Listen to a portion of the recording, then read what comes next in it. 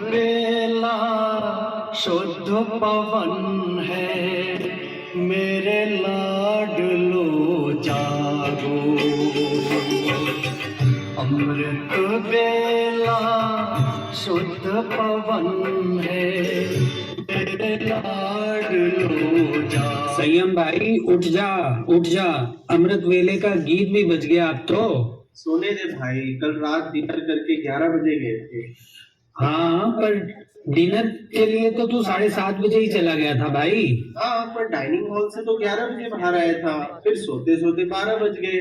थक गया हूँ ना, नींद नहीं खुल रही। तुम भी सो जाओ। वैसे भी बाबा कहते हैं पूरा संगम युग ही अमृत वेला है, योग तो कभी भी लगा लो, तो अपना ही है। मर्जी है तेरी, सो जा। फिर मत कहना मुझे उठाया नहीं। अच्छा, मैं तो चला योग के लिए। अच्छा हुआ गया है, सो जाओ।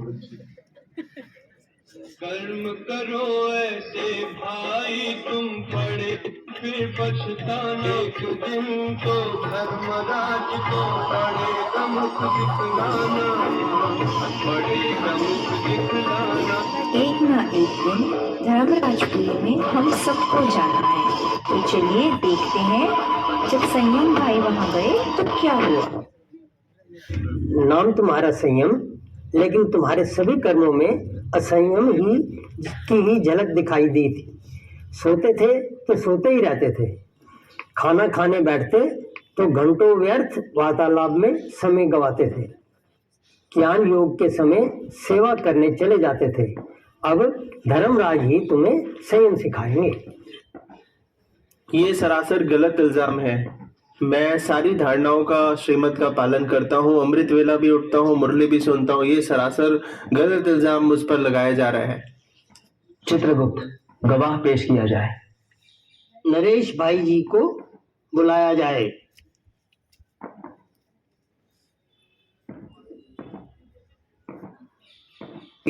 मैंने इन्हें बहुत समझाया, बहुत उठाया, लेकिन ये तो सोए रहते थे, उठते ही नहीं थे। मैं तो आपको अपना भाई समझता था, आपने मेरे खिलाफ ही गवाही दे दी। भाई मैं तो सत्य बोल रहा हूँ, इसमें कोई गलत बोलने वाली तो कोई बात ही नहीं है। संयम, बहुत सो लिए लेकिन संयम खो दिया। अब तुम सोने की दुनिया में भी जरूर जाओगे, लेकिन वहां तुम्हें सोने को नहीं मिलेगा। खाने के 36 प्रकार के पकवान सामने होंगे, लेकिन खा नहीं पाओगे, परंतु पकाओगे, बावर्ची बनोगे। नहीं नहीं,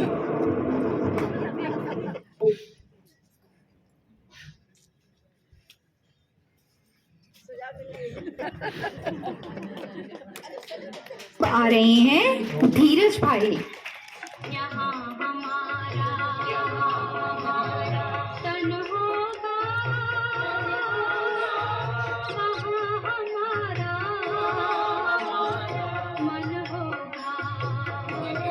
चल भाई, योग पूरा हो गया, अब चलकर कुछ खा लेते हैं। आज पकोड़े बने हैं।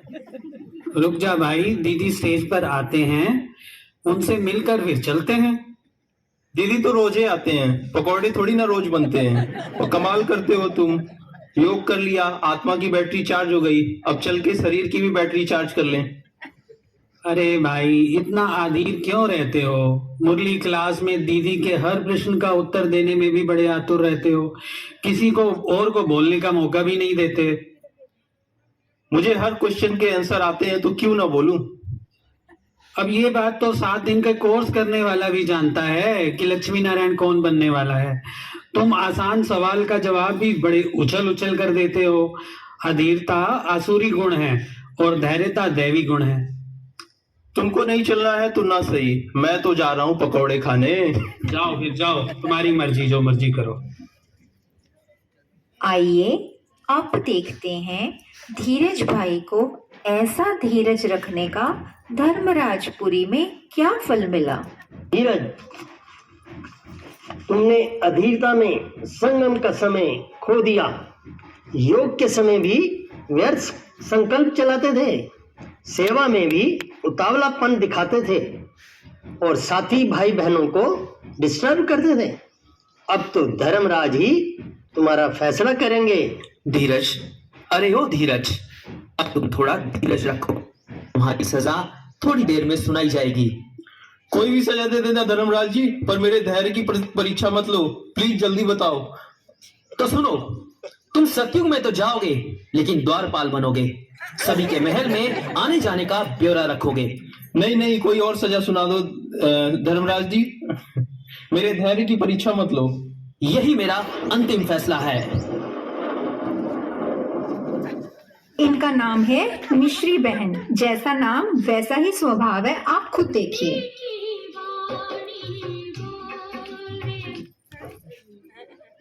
दिन में कम दिखता है क्या? चश्मे लगवा लो। बहन, अभी तो आप योग करके आई हो, इतना गुस्सा? कैची की तरह जबान चल रही है, पता नहीं कहाँ से आ जाते हैं ओम शांति में भर्ती होने। बाहर की दुनिया में बेले थे, सब यहाँ आ गए। अब आई मिश्री बहन की बारी धर्मराजपुरी की अदालत में पेश होने की। इनका नाम है मिश्री बहन, लेकिन जुबान में परमानेंट नींद चिपकी हुई है। बोल में कड़वाहट तो रिश्तों में भी कड़वाहट घोल दी है। अब धर्मराज आपको सजा का स्वाद चखाएंगे। आपकी सजा ये है, आप सत्यु की रॉयल फैमिली का हिस्सा तो बनेंगी, लेकिन राजमहल के एक हिस्से में राजघराने का मिष्ठान भंडार संभालेंगी। नहीं नहीं नहीं नहीं,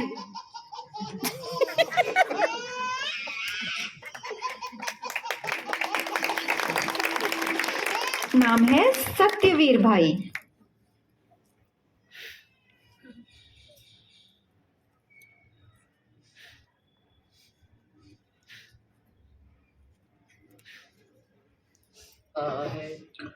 मुझे बाबा से इतना ज्यादा प्यार है, जो चाहे सर्दी हो या गर्मी, अमृत वेला रोज मैं बाबा के कमरे में ही करता हूँ।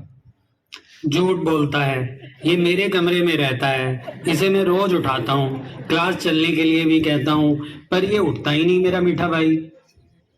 अरे भाई, बाबा कहते हैं कि तन मन धन सब तेरा, तो कमरा भी तो बाबा का ही हो गया ना। और एक बात बताऊं, रात को मोबाइल से मुरली पढ़कर ही सोता हूं मैं। रहने दे, बड़ा आया सत्यवादी हरिश्चंद्र, मोबाइल में मुरली पढ़ता है या क्रिकेट मैच के हाईलाइट देखता है? वीर भाई जब अपना संगम युग का जीवन पूरा करके धर्मराजपुरी में पहुंचे तो यह हुआ। सत्यवीर झूठ की संपूर्ण खान है। इन्होंने झूठ में पीएचडी, एलएलबी, एमफिल न जाने कौन कौन सी डिग्री ली है। अब सत्य की दुनिया में कौन सी डिग्री मिलेगी, ये तो धर्मराज जी ही सुनाएंगे। रुकिए धर्मराज जी, रुकिए, मैं कुछ कहना चाहता हूँ। जी कहिए। चित्रगुप्त सरासर झूठ बोल रहे हैं। चित्रगुप्त, गवाह पेश किया जाए। नरेश भाई को पेश किया जाए। राज जी, ये बात बात पर झूठ बोलता है। मैंने इसे बहुत समझाया था, पर ये मेरी बात सुनता ही नहीं था। आत्मा सत्य है और शरीर असत्य है। तुम्हें सत्य की दुनिया चंडाल का पद मिलेगा। नहीं नहीं, रहम करो, रहम करो। शवों को उठाना, बिजली में जलाना, यही तुम्हारी सजा है। तब उनकी नींद खुली तो समझ आया कि ये तो सपना था। भाई, मैंने सपने में धर्मराजपुरी देखी। ही डरावना सीन था। नहीं देखी, मैंने भी देखी। हाँ, मैंने भी देखी। सभी आपस में बातचीत कर रहे हैं। सभी धर्मराज की सजाओं से बचने के लिए तीव्र पुरुषार्थ करेंगे और स्व परिवर्तन से विश्व परिवर्तन की प्रतिज्ञा करते हुए।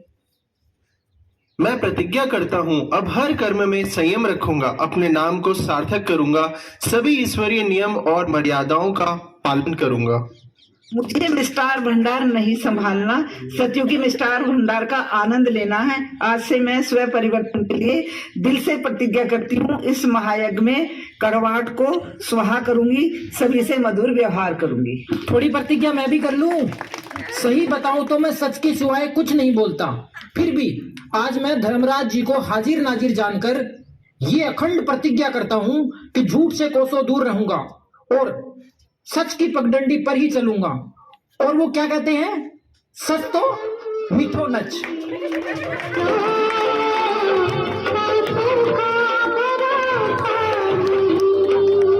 जिंदगी को सफल अब करो,